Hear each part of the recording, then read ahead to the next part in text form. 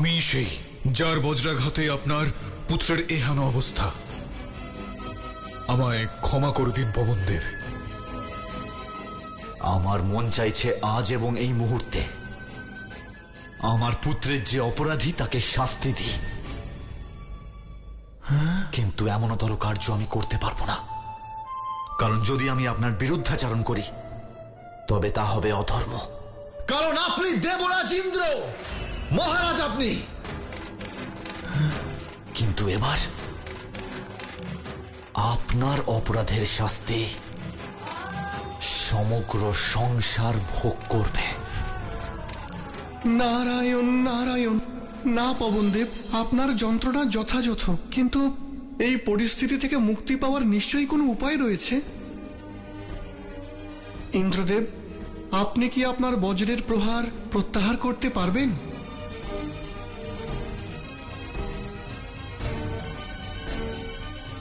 না দেবর্ষি,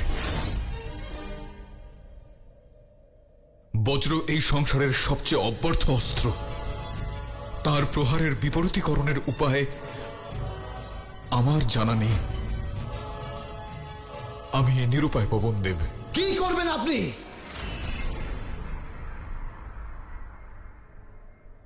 আমার পুত্র যদি না থাকে তবে সবকিছু মূল্যহীন। এই বিপন্ন অবস্থায় কতটা অপারকার অসহায় আমি। আমার পুত্রের অপরাধী আমার সম্মুখে দাঁড়িয়ে আর আমি কিছুই করতে পারছি না। কিন্তু স্মরণে রাখবেন ইন্দ্রদেব, একটি কার্য আমি অবশ্যই করতে পারি। আমি আমার পুত্রের মতন নিজের দেহ ত্যাগ অবশ্যই করতে পারি।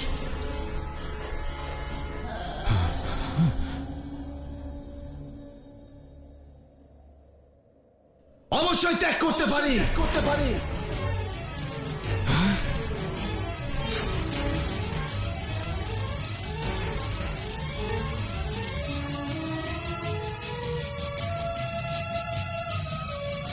মনে হচ্ছে এবার সমগ্র সংসারের বিনাশ নিশ্চিত। এই সমগ্র সংসারের সংকট মোচন কে করবেন? হে পবনদেব, জীবনের প্রতি আশা ত্যাগ করা আপনার মতো পরম জ্ঞানীকে শোভা পায় না।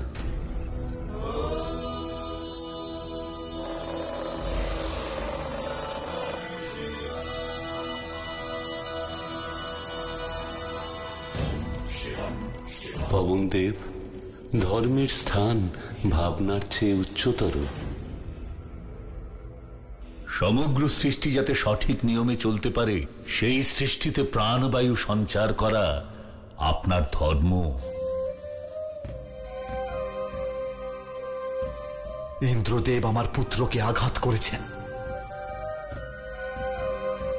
আর ওনার এইরূপ কীর্তিতে আমার হৃদয় ব্যথিত হয়েছে। শুধু আমি কেন, কোন পিতাই তার সন্তানের এরূপ অবস্থা সহ্য করতে পারবে না। যদি আমার পুত্র মারুতির প্রাণ সংকটময় হয়ে থাকে তবে আমিও জীবিত থাকতে চাই না মহাদেব। কে বলেছে মারুতির প্রাণ সংকটে?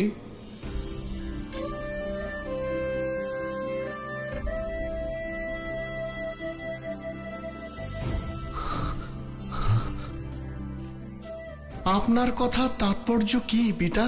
যে নিজেই নিজের ভাগ্য রচনা করে, যে প্রকৃতির সকল নিয়মের ঊর্ধ্বে, তার প্রাণ সংকট কিরূপে সম্ভব?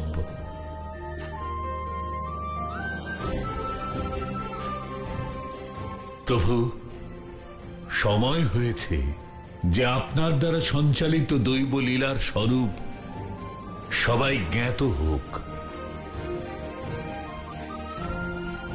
হে পবনদেব, ইন্দ্রদেব, দেবর্ষি নারদ এবং সমগ্র দেবগণ, কেশরী নন্দন, অঞ্জনীপুত্র মারুতি কোনো সাধারণ বানর শিশু নয়। এই বর্তমান যুগে আমার কপি অবতার।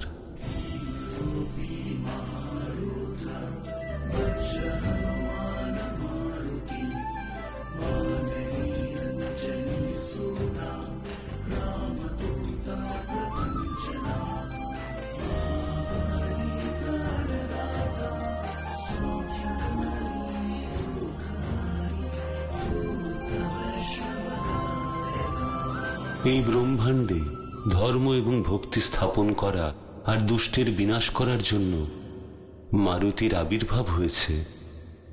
হে মহাদেব, গুরুতর অপরাধ করেছি আমি। এই অপরাধের কোন রকম ক্ষমা হয় না, কেবলমাত্র শাস্তিপ্রাপ্য। হে মহাদেব, শুধু দেবরাজ ইন্দ্রই নন, আমরা সকল দেবতা সমভাবে অপরাধী। আমরা আপনার স্বরূপ চিনতে পারিনি মহাদেব। আমরা অহংকারে অন্ধ হয়ে গিয়েছিলাম। ক্ষমা করুন মহাদেব, ক্ষমা করুন প্রভু, আমাদের ক্ষমা করে দিন। ক্ষমাই প্রকৃত ধর্ম, যার মাধ্যমে বিশ্ব শান্তি সম্ভব। সেই হেতু আমি সকল দেবতাকে মার্জনা করলাম।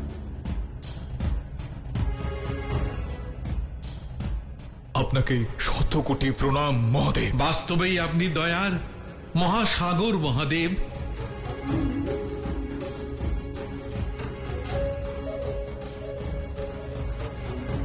মারুতির শরীর এই মুহূর্তে সুপ্ত অবস্থায় রয়েছে। যদিও মারুতি এখন অচৈতন্য, তবুও তার অবচেতন মন আপনাদের কথা শুনতে পাচ্ছে। তাকে কিছু বলতে চান?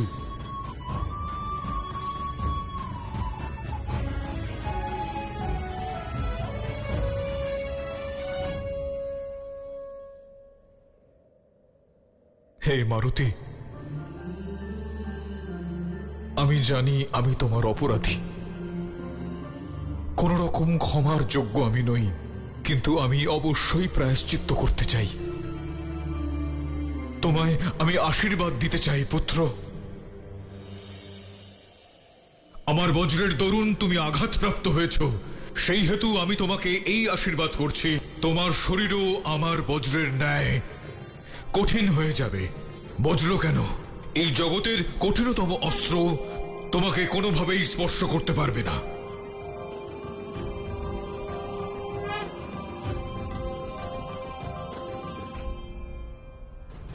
সবাই গায় তোমারই নাম, তুমি সংকট মোচন জয় হনুমান। যুগে যুগে কানে কানে সকলে গায় তোমার যশোগান। সংকট মোচন জয় হনুমান।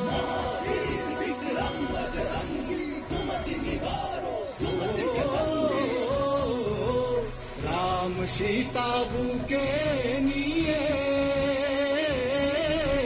জগতের সব দুঃখ দাও ঘুচিয়ে, জগতের সব দুঃখ দাও ঘুচিয়ে। ত্রিভুবন গায় তোমারি যশোগান। সংকট মোচন জয় হনুমান, জয় হনুমান। হে মারুতি, তুমি তোমার ইচ্ছা অনুযায়ী নিজের স্বরূপ, তোমার আকৃতি প্রকৃতি পরিবর্তন করতে পারবে। অর্থাৎ তুমি হবে ইচ্ছাধারী। তুমি এই জগতের সকল ভক্ত এবং উপাসকের কাছে হবে ধর্মরক্ষক।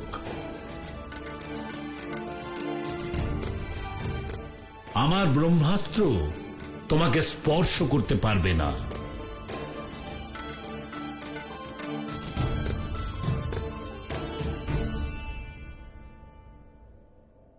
আমি তোমাকে এই আশীর্বাদ করছি যে তোমার কোনো প্রকার শত্রু কোনো রকম ক্ষতি করতে পারবে না।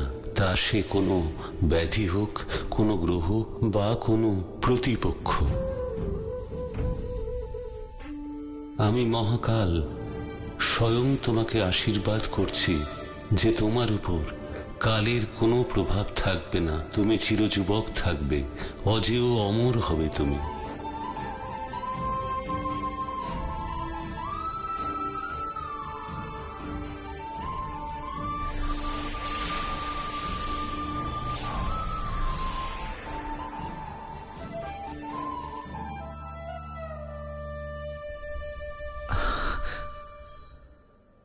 মাতা, এতক্ষণে আমি বুঝলাম যে মারুতির এই ভোজন লীলার বাস্তবিক তাৎপর্য কি।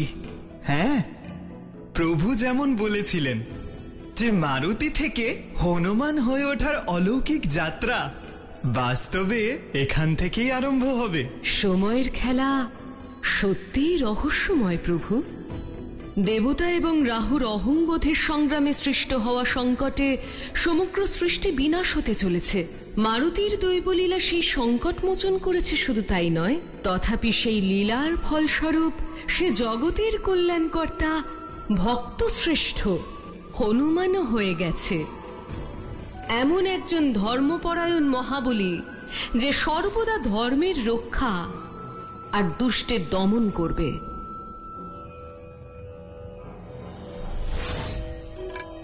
কি হয়েছে গুরুদেব? রাহু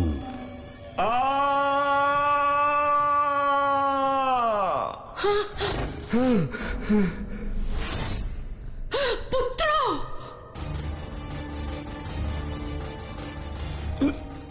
রক্ষা করুন গুরুদেব, রক্ষা করুন, আমায় রক্ষা করুন। পুত্র, কি হয়েছে? তোমার এইরূপ দুর্গতি কে করলো? আমরা সূর্যালোকে প্রায় পৌঁছে গিয়েছিলাম, কিন্তু পথে আমার প্রতিদ্বন্দ্বিতা এক বানর শিশুর সাথে হলো। আর সেই বানর শিশু একা আমার সেনাবাহিনীকে বিনাশ করে ফেললো। গুরুদেব, অবশ্যই এই সেই মায়াবী বানর শিশু। এই পরিস্থিতিতে আমাদের কি করা উচিত? এই ঘটনার তাৎপর্য হল যে দৈব শক্তির উত্থান ঘটেছে এবং এই মুহূর্তে আমাদের বিস্তারের জন্য তা অনুকূল নয়। আর কূটনীতির নিয়ম অনুযায়ী এই রকম পরিস্থিতিতে আমাদের ধৈর্য ধরতে হবে আর প্রতিকূল সময়ের অপেক্ষায় থাকতে হবে। তাই রাহু, আমি তোমায় পাতাল লোকে প্রেরণ করছি। আর সিংহিকা, তুমি দক্ষিণে সমুদ্রতলের গভীরে থাকবে। ওই স্থান লঙ্কার নিকটবর্তী, সেহেতু তুমি সুরক্ষিতই থাকবে। আপনার আদেশ শিরোধার্য গুরুদেব, কিন্তু আমরা আমাদের এই অপমান স্মরণে রাখব। আর আমি প্রতিজ্ঞা করছি যে সঠিক সময় এলে আমরা অবশ্যই এর প্রতিশোধ নেব। তোমায় প্রতিশোধ নিতে কেউ বাধা দেবে না, শুধু তুমি প্রতীক্ষা করো সঠিক আর অনুকূল সময়ের জন্য। প্রণাম। প্রণাম গুরুদেব, প্রণাম গুরুদেব।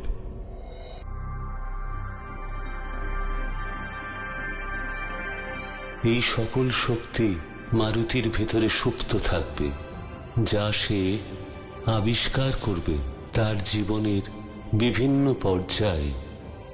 সেই দৈব মুহূর্ত আগত, যখন মারুতি তার রক্ষী যুগল মেলে নবীন দৃষ্টিশক্তি দ্বারা এই জগতের পুনর্দর্শন করবে।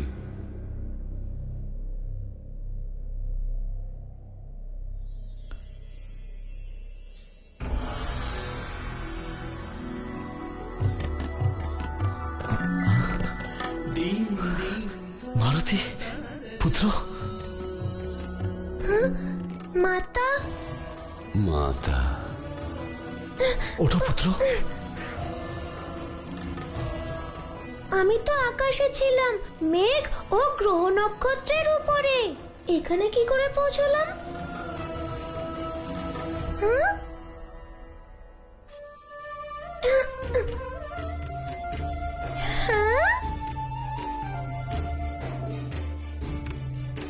প্রণাম মহাদেব, প্রণাম ব্রহ্মাদেব।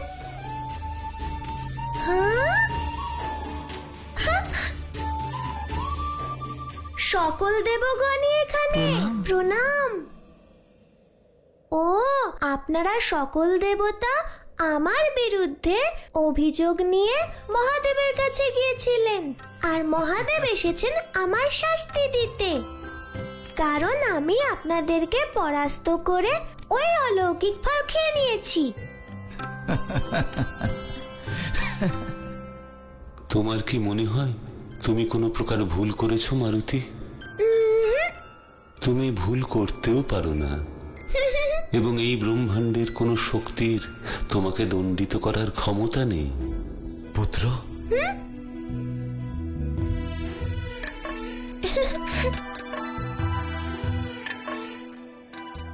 জানো পুত্র, আমি তোমায় নিয়ে কত চিন্তিত ছিলাম।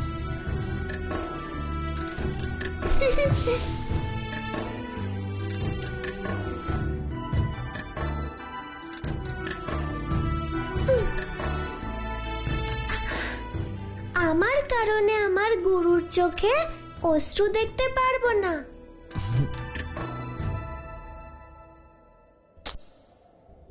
পবনদেব, মারুতি এখন সুরক্ষিত। আপনি এই জগৎ সংসারে প্রাণবায়ুর সঞ্চার করুন। যথাজ্ঞা মহাদেব।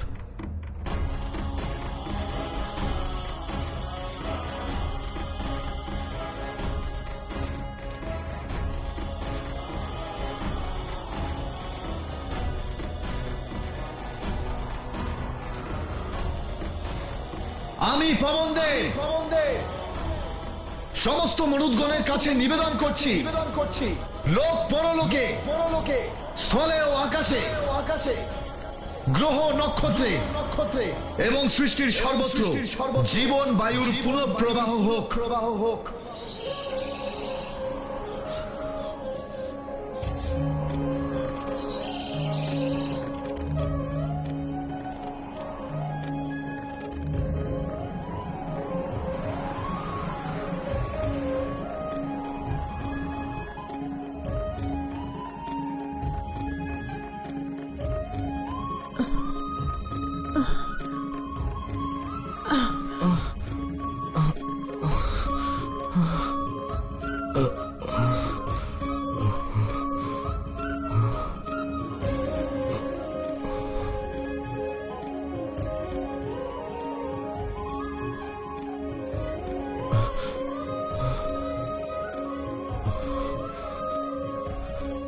দেবী অঞ্জনী, চোখ খোলো, ওঠো। মারুতি, মারুতি, মারুতি।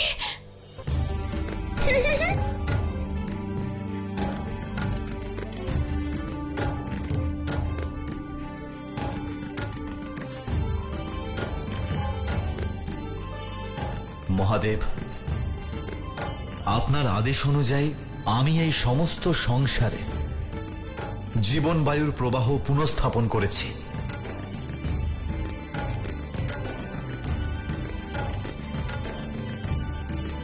আমি শুধু এটুকু জানতে চাই, আমার যেটুকু স্মরণে আছে আপনি আমায় আপনার অস্ত্র দিয়ে প্রহার করেছিলেন, আমি কি তার ফলেই এখানে পৌঁছেছি?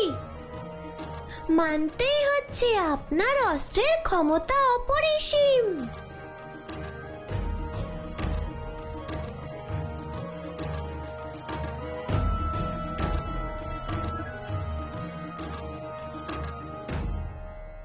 আমি অন্যায় করেছি পুত্র, তোমাকে আঘাত করে আমি অপরাধ করেছি। তাতে কি হয়েছে? যুদ্ধে আঘাত তো লাগতেই পারে। আমি ক্ষমা প্রার্থী।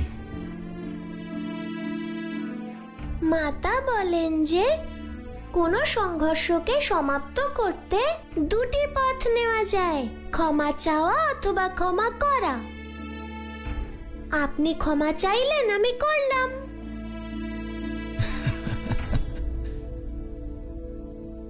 এখন আমাদের সকলের আশীর্বাদ তোমার সঙ্গে রয়েছে মারুতি। ধর্ম আর ভক্তির পথে তুমি নিত্য নতুন কীর্তি স্থাপন করবে। সকল দেবতার আশীর্বাদ পেয়ে আমি ধন্য।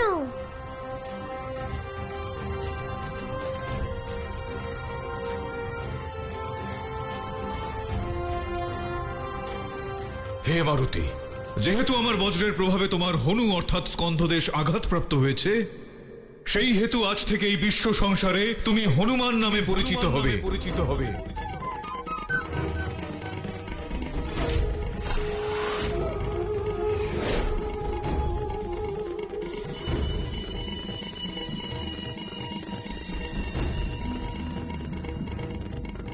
হনুমান,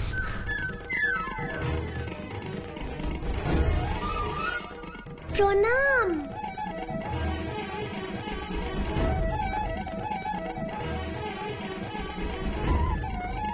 প্রণাম।